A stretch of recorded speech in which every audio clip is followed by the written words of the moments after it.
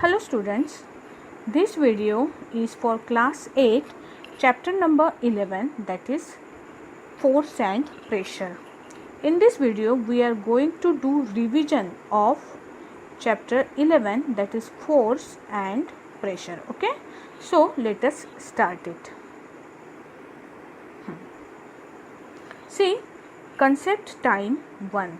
Okay, see these two pictures.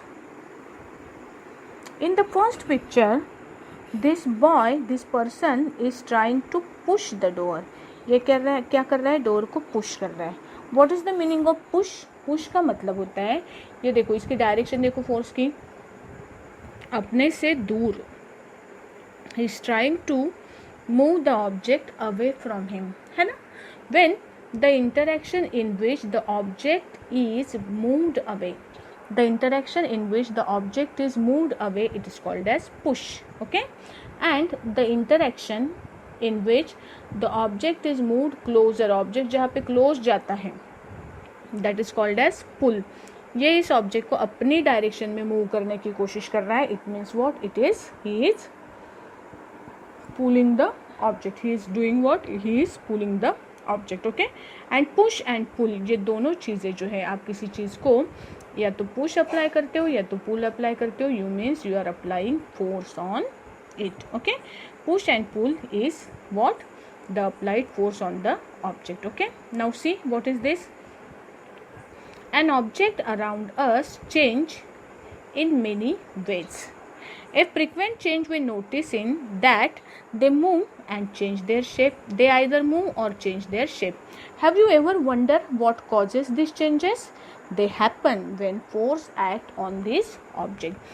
These changes happen when force act on this object. Okay, so what is force? A force is a push or pull which involve an interaction between two bodies. A push or pull which involve interaction between two bodies, it is called as a force. Okay, a force may be either a push type or a pull type. Okay, let us move. See, picking, opening, shutting, kicking, lifting, flicking, pressing and many other actions are all variation of either push or pull. कोई चीज़ आप pick करते हो, ज़मीन पे पड़ी कोई चीज़ अगर है, आपने उसको पिक किया, मतलब आपने क्या किया? उसको अपने डायरेक्शन में खींचा, मतलब आपने उसको क्या किया? पुल किया. ओपन करते हो मतलब क्या करते हो? ओपन किया, आपने अपनी डायरेक्शन में उसको खींचा, पुल. शट किया, जैसे ये बॉय कर रहा है, डोर को शट कर रहा है, मतलब उसने क्या किया? पुश किया. आप बॉल को किक करते हो मतलब पुश करते हो, लिफ्ट करते हो मतलब पुल करते हो.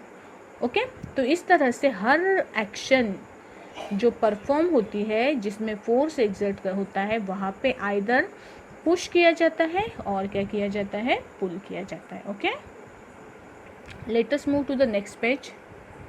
सी exploring force. Now we are going to see different aspects related to force in this topic. Okay, now see what is this? Magnitude and direction of force. Magnitude and direction of force. Whenever we are talking about force, we talk about two components of it. The first one is magnitude and another one is direction. Force को क्या होता है? दो components होते हैं. कौन कौन से? पहला कंपोनेंट है उसका मैग्नीट्यूड वाला और दूसरा कंपोनेंट है डायरेक्शन वाला. देखो, मैग्नीट्यूड और डायरेक्शन का मतलब क्या है? Whenever you are talking about force, you talk about either its magnitude or its direction. Okay, magnitude मतलब क्या? मैग्नीट्यूड जिससे हमें पता चलता है कि फोर्स कितनी क्वांटिटी में है ना? क्वांटिटी कितनी है फोर्स की, उसकी वैल्यू क्या है, उसकी स्ट्रेंथ क्या है, ये सारी चीज़ें आती है उससे मैग्नीट्यूड के रिलेशन में.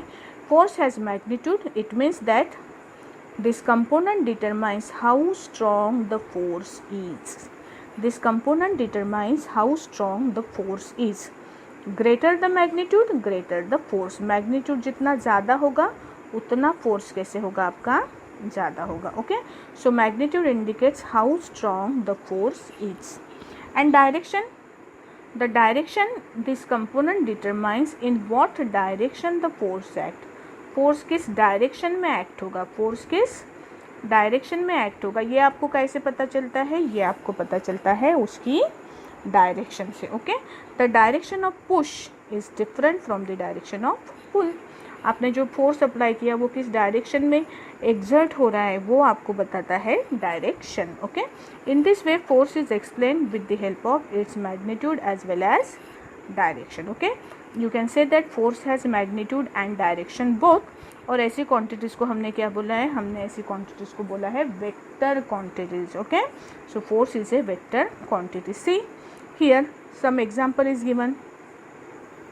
A good example to illustrate these components and how they alter force can be seen in the cricket, in how the batsman hit different shots all over the field. देखो तो batsman कहाँ से ball को घुमा रहा है, कैसे घुमा रहा है, उस हिसाब से आपको बॉल कहाँ पे जाएगा ये आप क्या कर सकते हो?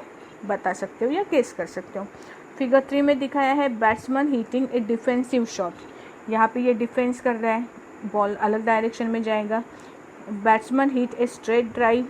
अभी ये टर्म्स तो मुझसे ज़्यादा आपको पता होगी क्योंकि I don't understand terms involve in cricket. Okay, in third case what is it? See, batsman hitting a cover drive and fourth batsman hitting on and on drive. Okay, तो हर इसमें मुझे बस इतना समझ में आता है इसमें का कि बैट को फोर्स जिस डायरेक्शन में अप्लाई करोगे उस डायरेक्शन में उसकी क्या होगी? मूवमेंट होगी. Okay, when we play a defensive shot versus when we hit a straight drive the direction is same but speed of the bat determines how much force is applied to the ball. Ball को कितना force apply करना है ये किसके ऊपर से depend मतलब होगा?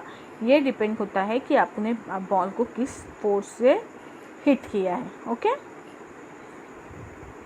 Similarly for the length ball we can either hit a cover drive और an on drive. In this case while the speed of bat is it might be the same but the direction determines the impact of force. Okay, let us move to the next page. Net force. अभी यहाँ पे देखो किसी भी object के ऊपर कितना force exert होने वाला है ये डिपेंड करता है कि उसके ऊपर तो नेट उसे हम बोलते हैं उसका net force. Okay, the amount of total amount of force acting on an object is called as net force. अभी कई बार कैसे हो सकता है किसी ऑब्जेक्ट के ऊपर मल्टीपल फोर्सेस एक्सर्ट हो सकते हैं. Okay, multiple forces can act on an object at a same time. When this happen it is the combination of these forces that affect the object. तो ये जितने भी फोर्सेस उसके ऊपर एक्ट हो गए, जैसे फॉर एग्जांपल अगर मैंने एक बॉक्स ड्रॉ किया यहाँ पे, एक पर्सन ने इधर से फोर्स एक्सर्ट किया, दूसरे पर्सन ने इधर से फोर्स एक्सर्ट किया, तो ये बॉक्स का क्या होगा? इसको हम क्या करेंगे कि उसके ऊपर जो इफेक्ट होगा वो बोलेंगे ना हम.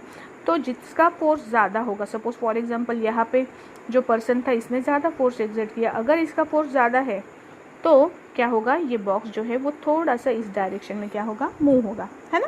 तो ये डिपेंड करता है कि ए ने एक्सर्ट किया हुआ फोर्स को तो पहले बी को कैंसिल करना पड़ेगा डायरेक्शन अपोजिट होने की वजह से, और बाद में इसका इफेक्ट क्या होगा? आपको ऑब्जेक्ट के मोशन में दिखेगा, है ना.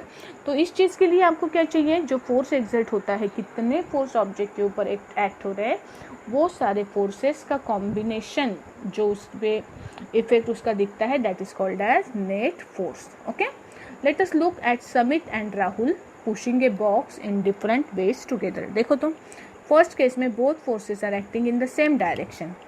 राहुल और Samit both are acting force in the same direction. Okay, and in another case Samit is acting force in this direction and Rahul is acting force in his opposite direction. Let us see what happens in their case. In first case the force applied in the same direction add up. Suppose Rahul का force F1 है और समित का force अगर F2 है तो total effect जो उनकी होती है वो क्या होंगी? इन दोनों का एडिशन होंगी. Okay, the box moves in direction of the applied force. Box क्या होगा? जिस डायरेक्शन में फोर्स अप्लाई किया है उस डायरेक्शन में मूव होगा.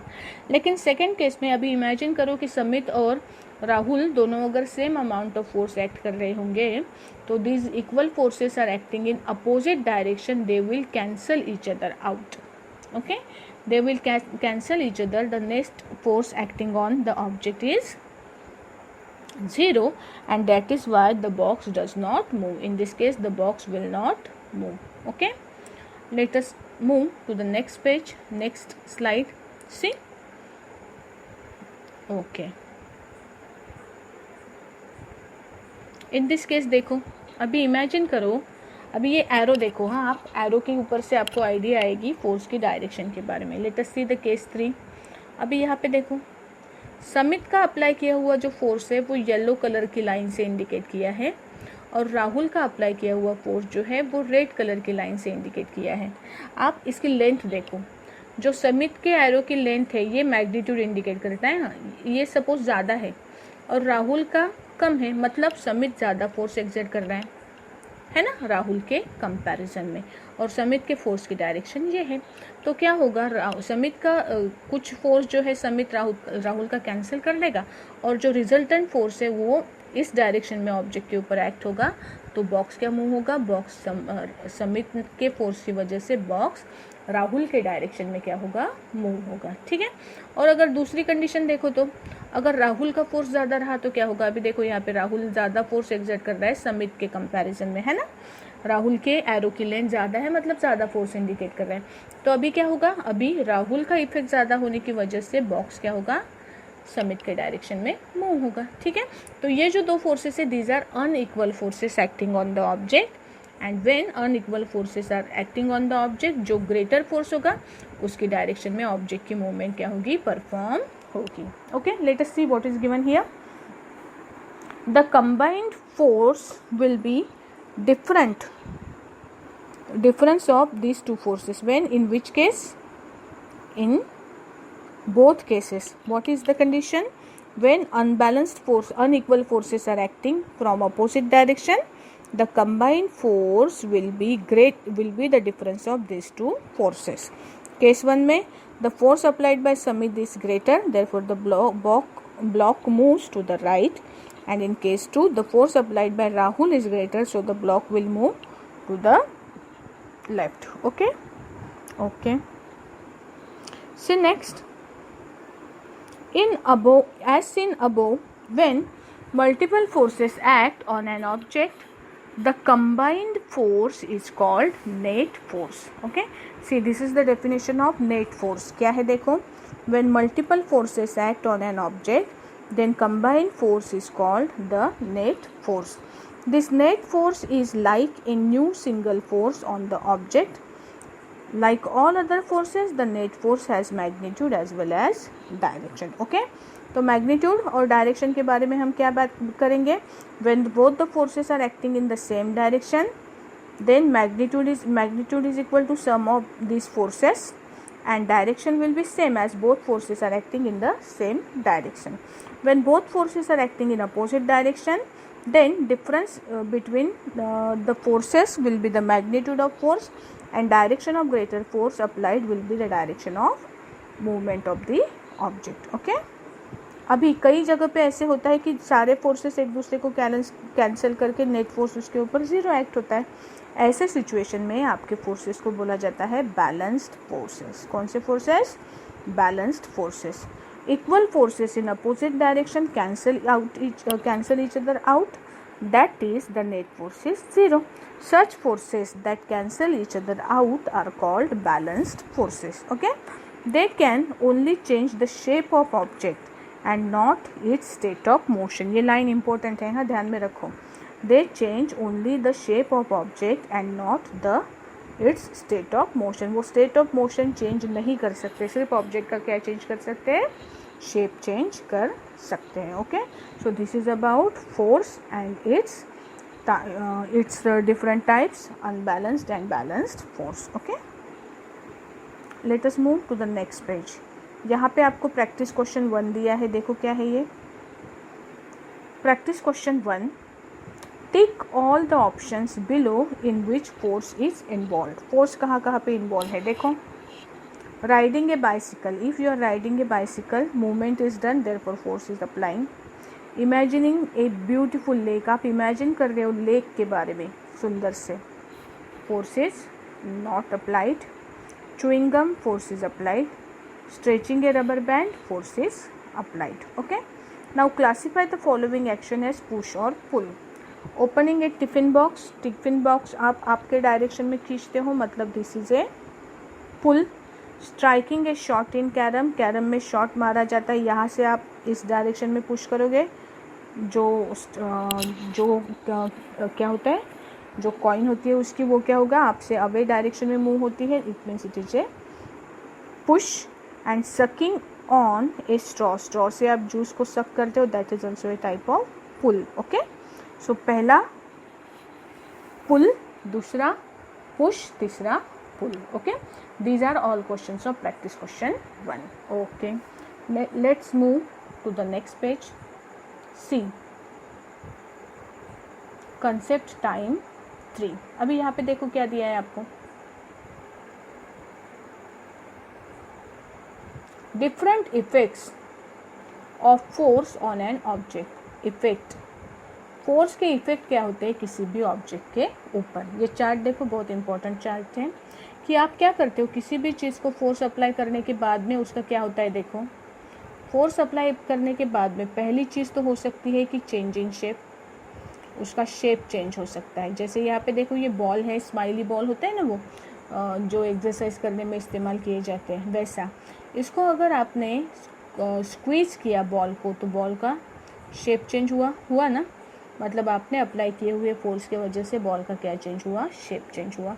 तो this is first effect of force. What is it, change in shape. दूसरा है change in state of motion.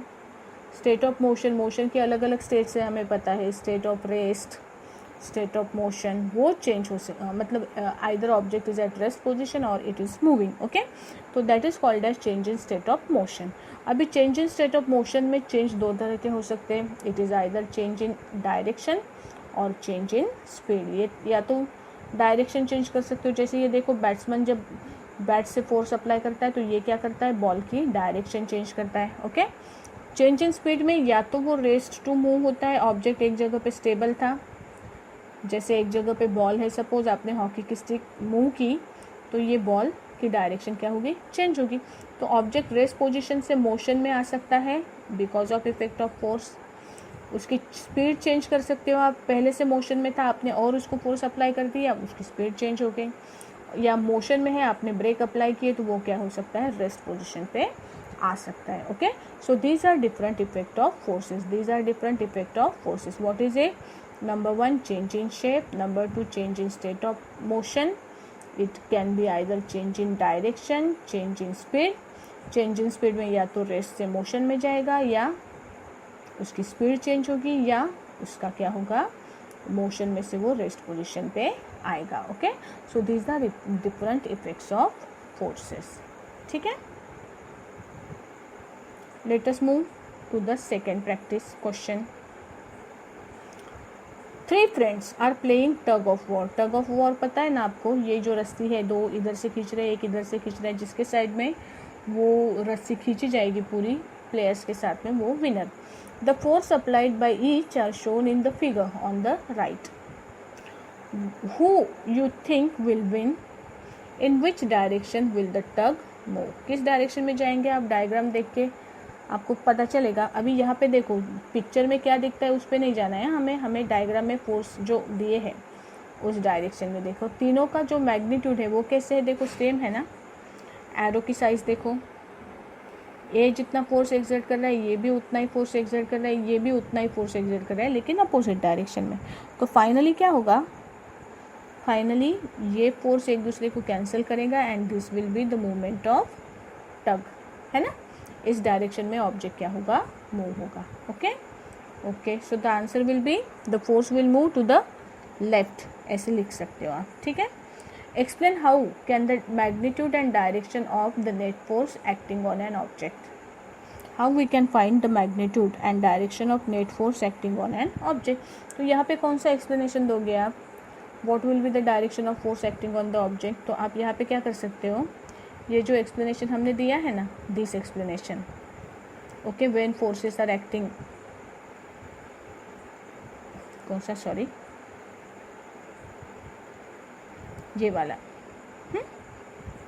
When equal forces are acting on an object, आप क्या बोल सकते हो, सॉरी कहाँ गए थे हम? When equal forces are acting on an object, then what will happen? Then the force is applied in the same direction, it get added up.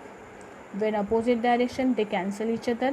Okay, और ये when they are unequal, then the force is applied by greater object. Direction will be the direction of greater object. ये चीज़ें आप क्या कर सकते हो, उसके एक्सप्लेनेशन में लिख सकते हो. ओके, कौन से क्वेश्चन के? प्रैक्टिस क्वेश्चन 2 का 2.2. Okay, now let us move to the next question. List and explain the effect of force can have on an object. Effect of force, अभी जो हमने इफेक्ट ऑफ फोर्सेस एक्सप्लेन किया ना chart, उसका description आपको यहाँ पे लिखना है. ठीक है. Okay, now situation is given and find the effect of force. What effect does the force have on an object in each of the following cases? A bullock pulling a cart. Bullock cart को पुल कर रहा है, क्या change करेगा ये? Bullock पहले rest position पे होगी, इसके बाद में ये किस में आई? मोशन में आएंगी. मतलब it is changing its speed from rest to motion. You can write pressing a cotton ball in your hand. Cotton ball को हैंड में प्रेस करना मतलब change in shape. Second you can write change in shape. Okay, third condition में क्या आएगा? Third condition में catching a moving cricket ball. एक cricket ball आ रही थी दूर से, आपने उसको कैच करके क्या कर दिया? स्टॉप कर दिया. मतलब this is from motion to rest. Changing speed from motion to rest. Okay, so these are different effects of force in given cases. Okay, now let us move to the next topic, that is contact and non contact forces. अभी ये भी हमने explain किया है पहले, है ना. Contact and non contact forces का मतलब क्या है? ऐसे फोर्सेस जिसमें दो ऑब्जेक्ट्स के बीच में इंटरेक्शन होता है by direct touch, that is called as what? Contact force. And if there is no direct contact between two objects, then the force is called as non-contact force. Okay, on the basis of physical contact between these two objects, we can divide it into two types: contact force and non-contact force. Okay, contact force के two examples हमने देखे थे. एक था muscular force, दूसरा था frictional force. non-contact force में हमने देखे थे magnetic force, electrostatic force and gravitational force. Okay, let us see this forces in detail. See, what is muscular force? Muscular force, the force exerted by muscles of the body of animal and human. It produces muscular force.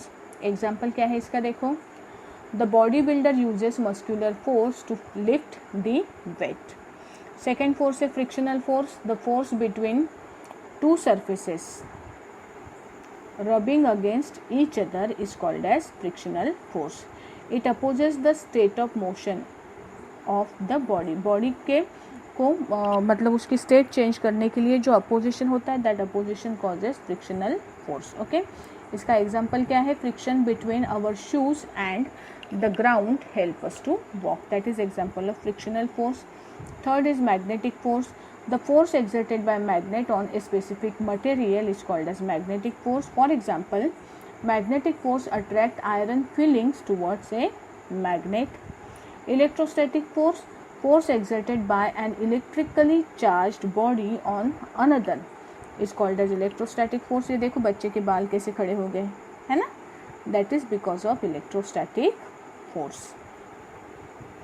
This force attract other charged or uncharged object and repel other charged object. Okay, जो electrostatic magnetic force है, ये attraction और repulsion दोनों type के हो सकते हैं. Electrostatic force makes our hair stand up right. ठीक है. नेक्स्ट है gravitational force. It is always attractive force. The force applied by the earth on all object is called gravitational force. Due to this force, objects are attracted towards the earth or the ground.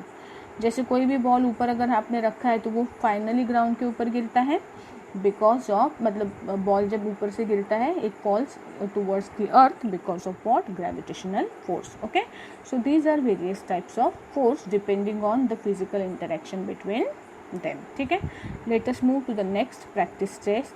Question 3 आपको खुद को solve करनी है. ठीक है, What is contact force? Explain with example. अभी discuss किया. What is non contact force? Explain with example. अभी डिस्कस किया. Which of the following is example of non contact force? Football kicking the ball without direct contact नहीं हो सकता, तो contact force है. A fielder catching the ball without contact नहीं हो सकता, it is also a contact force. A ball falling from the height because of the effect of gravitation, non contact force है. Okay, and none of this, मतलब non contact इसमें कौन आएगा? A ball falling from a height. Okay, two thermocol balls are held close to each other but move away from each other when released.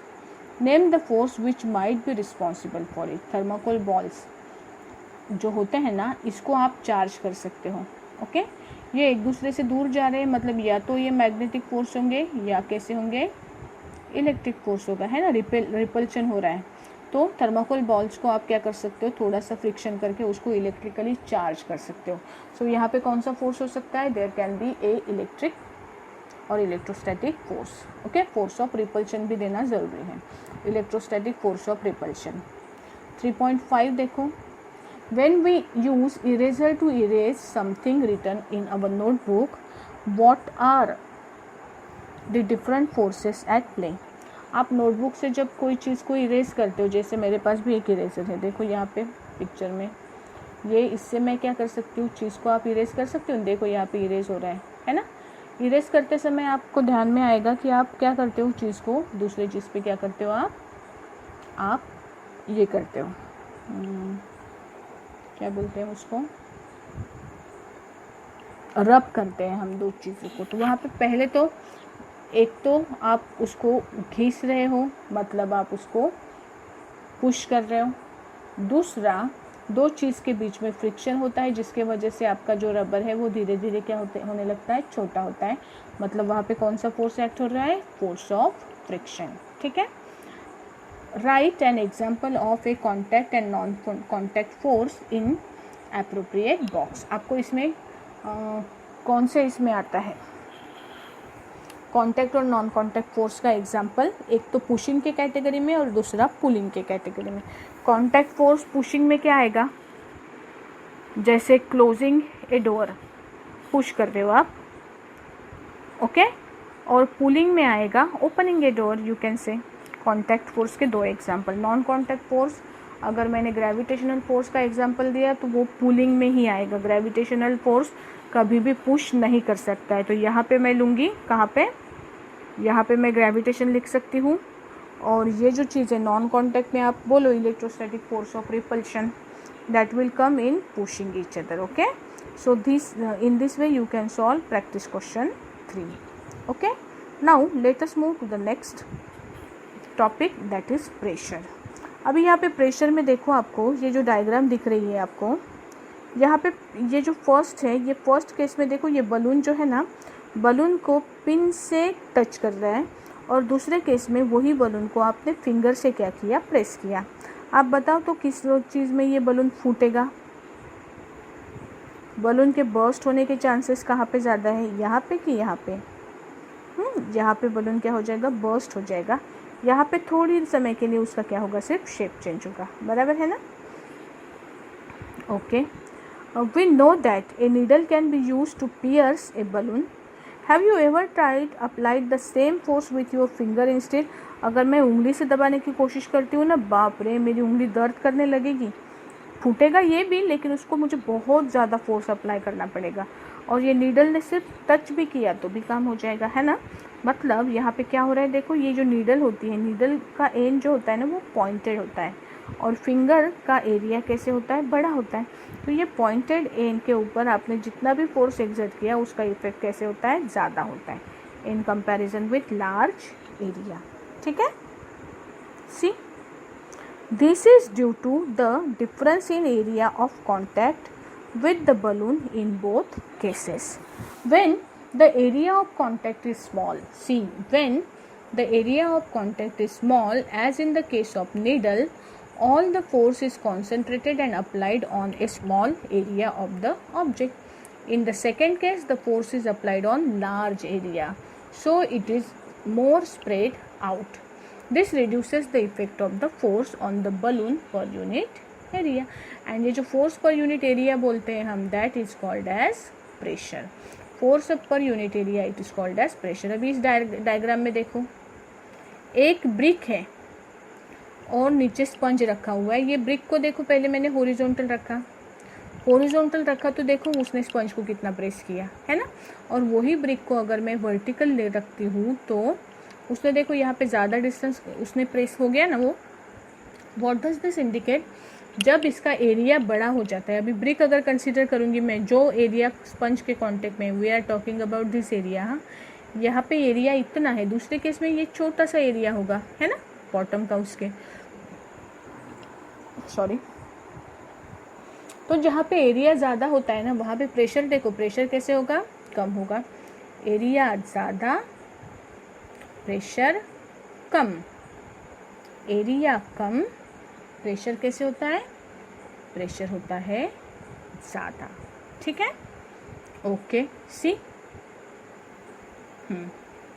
तो यहाँ पे एक कौन सी quantity आ रही है यहाँ पे the force acting per unit area it is called as pressure. The force acting per unit area is called as what?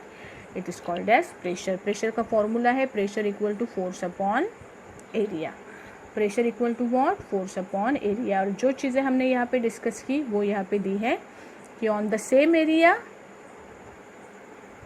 Force increases, pressure increases. Force decreases, pressure decreases. But अगर आपका force same है लेकिन आपने area अगर change किया तो pressure, area increases, force decreases. Area decreases, area increases, pressure decreases. Area decreases, pressure क्या होगा? इंक्रीज होगा. So this is what? Variation of pressure with respect to area. ठीक है, let us move to the next page. See, इतने knowledge के ऊपर based है आपकी प्रैक्टिस क्वेश्चन 4. आप इसको ट्राई करने की कोशिश करो. अगर कोई डाउट आता है, कोई क्वेश्चन अगर आपको समझ में नहीं आता है तो मुझे ग्रुप पे मैसेज डालो. I will try to explain it. Okay okay, let us move to the next topic. अभी ये देखो case, this is the case of pressure exerted by liquid and gases. अभी प्रेशर जो है ना, प्रेशर सॉलिड्स भी exert करते हैं, लिक्विड्स भी एक्सर्ट करते हैं और गैसेस भी एक्सर्ट करते हैं. ओके, तो गैसेस और लिक्विड ने जो एक्सर्ट किया हुआ प्रेशर होता है वो किस हिसाब से एक्ट होता है? देखो, वो एक्ट करते हैं उसके हाइट के ऊपर से, है ना.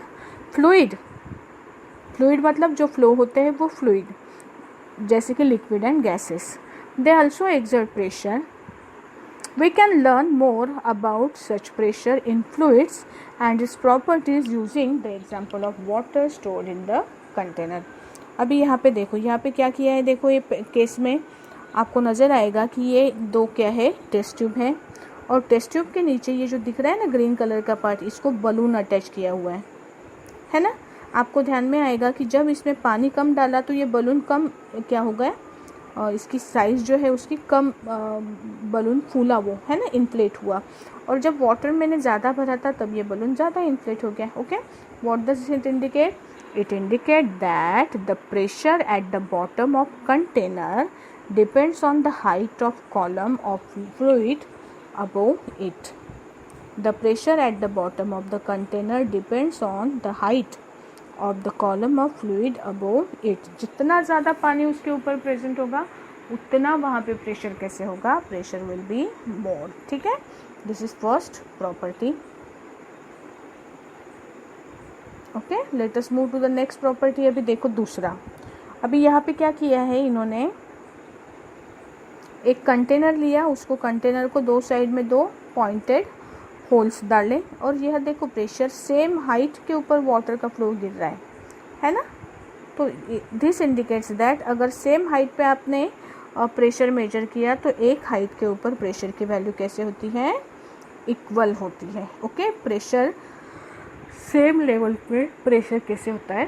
सेम होता है. And fluid exert the pressure on the wall of container. Fluid exert the pressure on the wall of container.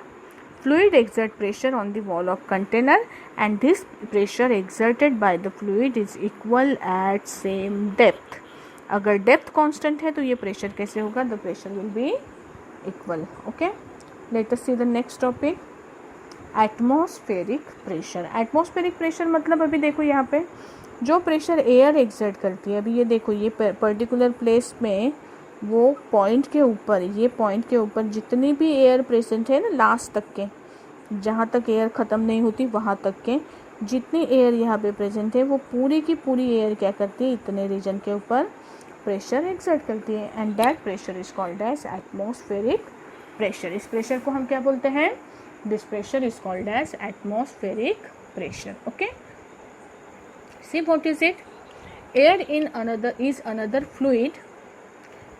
It consists of mixture of gases and the air around us, the envelope of air around us is called as atmosphere. हम उसे क्या बोलते हैं? Atmosphere बोलते हैं. Okay, this air has weight, so exert a downward pressure owing to its gravity and this pressure is called atmospheric pressure. Okay, as pressure is the force exerted on unit area, atmospheric pressure is the downward force exerted by a column of air on area of 1 meter square. Okay, this pressure is quite strong, so however we do not feel, हमें ये blood pressure, atmospheric pressure इतना होने के बावजूद हमें इसका एहसास नहीं होता है. क्यों? क्योंकि इसको बैलेंस करने के लिए there is we have the same atmospheric pressure inside our body, so the net force acting on our body is 0. What is this force?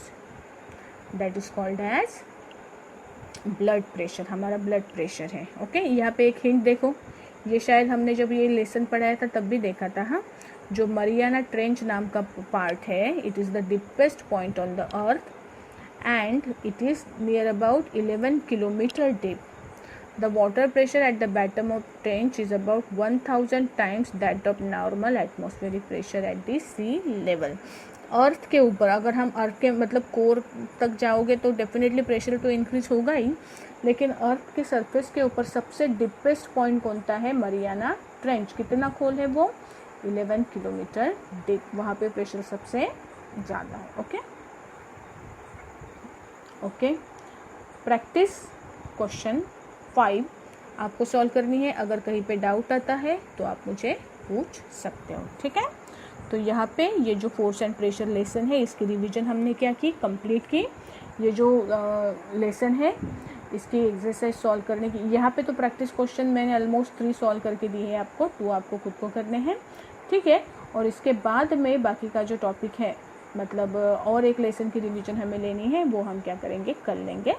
ठीक है, तब तक के लिए स्टडी करो. Okay, bye.